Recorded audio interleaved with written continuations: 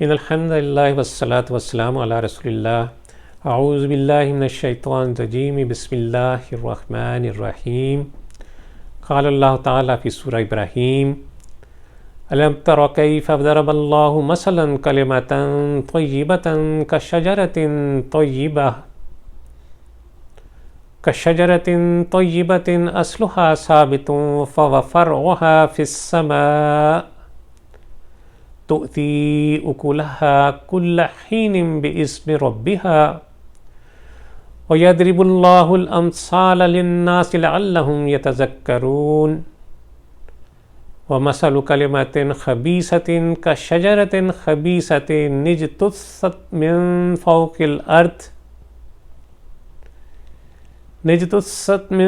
فوق الارض ما لها من قرار یثبت اللہ الذین آمنوا بالقول الثابت وفی الحیاۃ الدنیا وفی الآخرہ ویضل اللہ الظالمین ویفعل اللہ ما یشاء۔ کیا تم دیکھتے نہیں ہو کہ اللہ نے کلمہ طیبہ کو کس چیز سے مثال دی ہے؟ اس کی مثال ایسی ہے جیسے ایک اچھی ذات کا درخت جس کی جڑ زمین میں گہری جمی ہوئی ہے اور شاخیں آسمان تک پہنچی ہوئی ہیں۔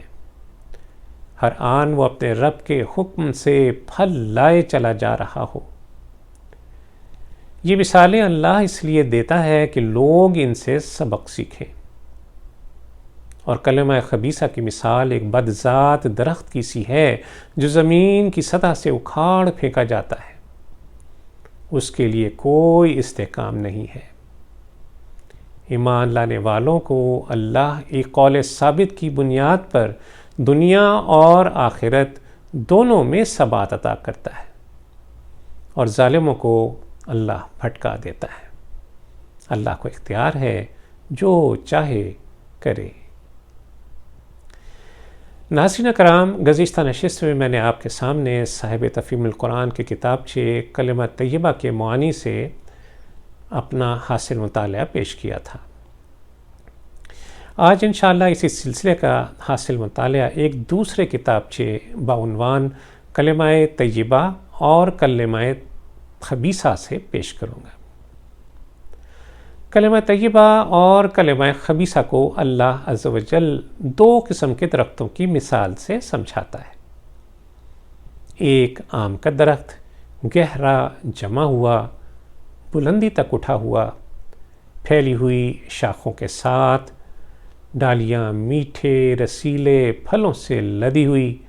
یہ سب خصوصیات اسے کیوں حاصل ہوئیں؟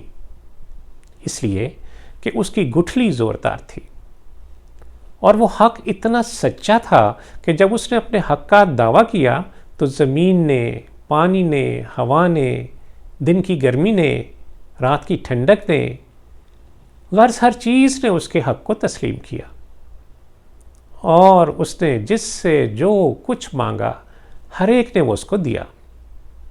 اس طرح وہ اپنے حق کے بلبوتے پر اتنا بڑا درخت بن گیا۔ مزید یہ کہ اس نے اپنے میٹھے پھل دے کر یہ ثابت بھی کر دیا کہ حقیقت میں وہ اس قابل تھا کہ ایسا درخت بنے، اور زمین و آسمان کی ساری قوتوں نے مل کر اس کا ساتھ دیا تو کچھ بیجا نہ کیا، بلکہ انہیں ایسا کرنا ہی چاہیے تھا۔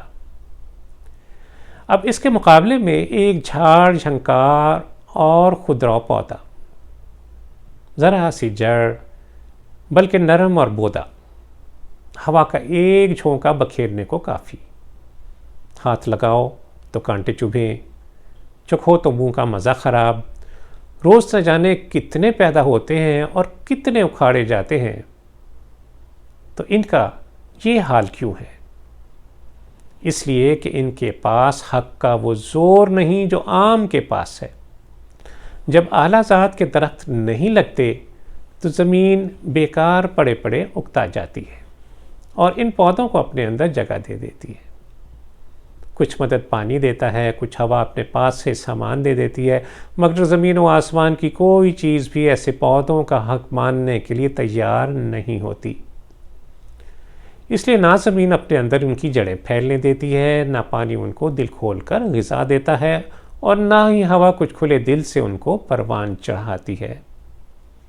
پھر جب اتنی سی بساط پر یہ خبیث پودا بدمزہ، خاردار اور زہریلا بن کر اٹھتا ہے تو حقیقت میں یہ ثابت ہو جاتا ہے کہ زمین و آسمان کی طاقتیں ایسے پودے کو اگانے کے لیے نہیں تھیں۔ ان کو اتنی زندگی بھی ملی تو بہت ملی۔ اب ان دونوں مثالوں کو سامنے رکھیے اور پھر کلمہ طیبہ اور کلمہ خبیثہ کے فرق پر غور کیجیے۔ کلمہ طیبہ کیا ہے؟ ایک سچی بات، ایسی سچی بات کہ دنیا میں اس سے زیادہ سچی بات کوئی ہو ہی نہیں سکتی۔ سارے جہان کا خدا صرف اور صرف ایک اللہ ہے۔ کائنات کی ہر چیز اس بات کی گواہی دے رہی ہے۔ انسان، حیوان، چرند پرند، نباتات، جمادات، ان میں سے کون سی چیز ہے جس کو اللہ کے سوا کسی اور نے پیدا کیا ہو؟ کون ہے جو اللہ کے سوا کسی اور کی مہربانی سے زندہ و قائم رہ سکے، جس کو اللہ کے سوا کوئی اور فنا کر سکتا ہو؟ بس جب یہ ساری کائنات اللہ عز و جل ہی کی پیدا کردہ ہے، اسی کی عنایت سے قائم ہے اور اللہ ہی اس کا مالک اور حاکم ہے، تو پھر آپ کا دل پکار اٹھے گا کہ اس کائنات میں اس ایک اللہ کے سوا کسی اور کی خدائی نہیں ہے۔ آپ کے دل کی اس پکار پر کائنات کی ایک ایک چیز پکار اٹھے گی کہ آپ نے بالکل سچ بات کہی۔ ہم اس قول صداقت پر گواہ ہیں۔ پھر اللہ عز و جل اپنی کائنات آپ کے لیے مسخر کر دے گا۔ جب آپ اس وحدہ لا شریک کے آگے سر جھکائیں گے تو ہر چیز آپ کے سامنے جھک جائے گی۔ جب آپ اس کے فرمان کی پیروی کریں گے تو زمین و آسمان کی ہر چیز آپ کا ساتھ دے گی۔ جب آپ اس کی راہ میں چلیں گے تو اکیلے نہ ہوں گے، بلکہ کائنات کے بے شمار لشکر آپ کے ساتھ چلیں گے۔ جب آپ اس پر بھروسہ کریں گے تو کسی چھوٹی طاقت پر بھروسہ نہ کریں گے، آپ اس ہستی پر بھروسہ کریں گے جو زمین و آسمان کے سارے خزانوں کی مالک ہے۔ جب آپ کلمہ طیبہ پر ایمان لا کر اپنی زندگی کو اسی کے مطابق بنا لیں گے تو زمین و آسمان کی سب طاقتیں آپ کا ساتھ دیں گی۔ ایسا شخص دنیا سے لے کر آخرت تک پھلتا اور پھولتا ہی چلا جائے گا، اور کبھی ایک لمحے کے لیے بھی کوئی ناکامی، کوئی نامرادی اس کے پاس نہ آئے گی۔ اس کے مقابلے میں کلمہ خبیثہ کے مطابق کوئی خدا ہے ہی نہیں، یا یہ کہ اس کے ساتھ اور بھی کئی اس کے خدائی میں شریک ہیں۔ اس سے بڑھ کر اور جھوٹ کیا ہو سکتا ہے؟ زمین اور آسمان کی ہر چیز دہریہ کو جھوٹا ٹھہراتی ہے اور پکار پکار کر کہتی ہے کہ ہمیں اور تجھے خدا ہی نے تو پیدا کیا ہے۔ مشرک خدائی میں اوروں کو بھی شریک کرتے ہیں، غیر اللہ کو رازق بھی مانتے ہیں اور مالک بھی، ان سے نفع نقصان پہنچنے کا گمان بھی رکھتے ہیں، انہیں دعاؤں کا سننے والا بھی مانتے ہیں، ان سے خوف بھی کھاتے ہیں۔ جواب میں زمین اور آسمان کی ہر چیز انہیں جھوٹا کہتی ہے، ان کی ہر بات کو خلاف حقیقت جانتی ہے۔ تو اب جو شخص کلمہ خبیثہ اختیار کرے گا وہ دنیا اور آخرت میں کیوں کر پھل پھول سکتا ہے؟ باقی رزق کا تو اس کا سب سے ہی وعدہ ہے، اس لیے زمین اور آسمان کی طاقتیں کسی نہ کسی طرح اس کی بھی پرورش کریں گی، بالکل اسی طرح جس طرح وہ جھاڑ جھنکاڑ اور خودرو پودوں کو بھی آخر پرورش کرتی ہی ہیں۔ وہ انہی خودرو درختوں کی طرح ہوگا جن کی مثال آپ سے پہلے بیان کی۔